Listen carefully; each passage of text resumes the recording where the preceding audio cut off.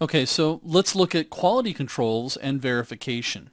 Now, when it comes to quality control, or QC, it's basically the process that we use to determine whether a system or an environment is free from any defects or deficiencies. Now, these quality control procedures are typically designed by QA, or quality assurance, which should have analyzed and constituted what was quality and how it could be measured as well as checked. So typically we'll start off at looking at what we refer to as verification, especially when it comes to software development or products. With verification, this is where we go through and test to make sure that the security system meets the requirements of either your framework or at the very least that it meets the design goals that you've set up. After we've done our verification, we would then want to go through and take a look at validation. This is where we go through and determine if the system does exactly what it is we want it to do. For instance, its design goal meets the requirements for our security system. Now, these two together are also known as the V&V of your control. Now, the next two, we start off with first evaluation. I'm sure you can probably figure out what I'm going to talk about here, right? We got a product in. We need to make sure that it proves its usefulness. Does it detect the breach? Now, this is where the human factor comes in because it's typically the judgment of the evaluator rather than the framework or the checklist that we're comparing it to. And then we have assessments. This is where we do subject the product against a checklist of requirements.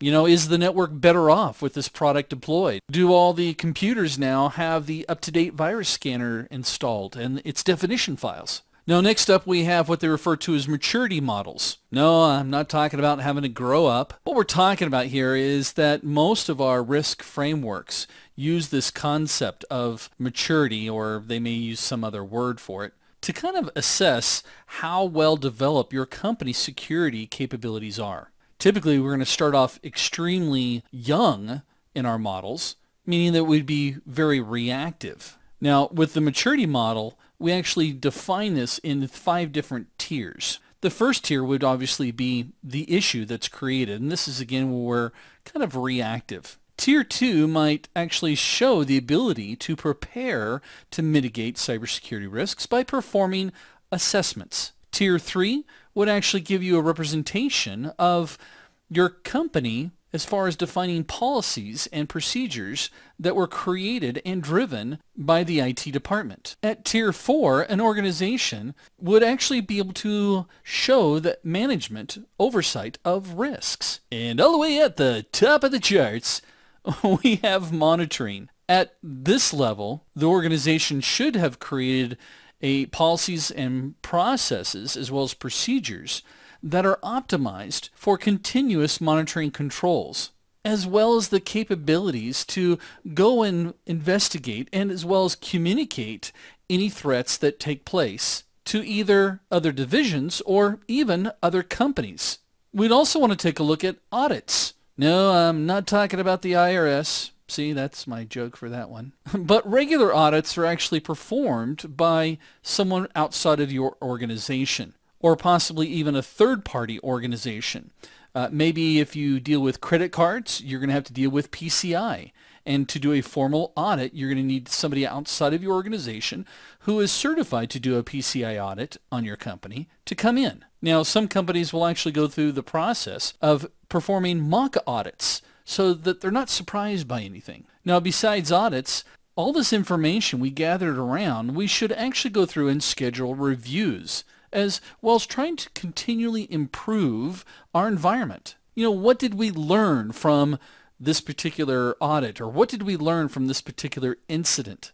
Now, when you create these reviews, you should actually have a lot of detail in your report, and that should include things like major incidents that you experienced during this last period between the previous review, as well as any analysis or trends of threats that you may have experienced against you and your company, as well as what's going on in the industry. We should also talk about or record changes and additions to these controls, as well as how you plan on adopting or updating the compliance with a framework or your security model. And finally, we should be taking a look at retirement. It's time for me to go away, or it's been a wonderful 50 years here, and all I got was a watch. Now, what we're talking about here is the fact that because of how fast technology is changing all the time, we may start off with something that is fantastic. For example, a big old tube TV. And what happens with technology? Something new and shiny and brighter and lighter and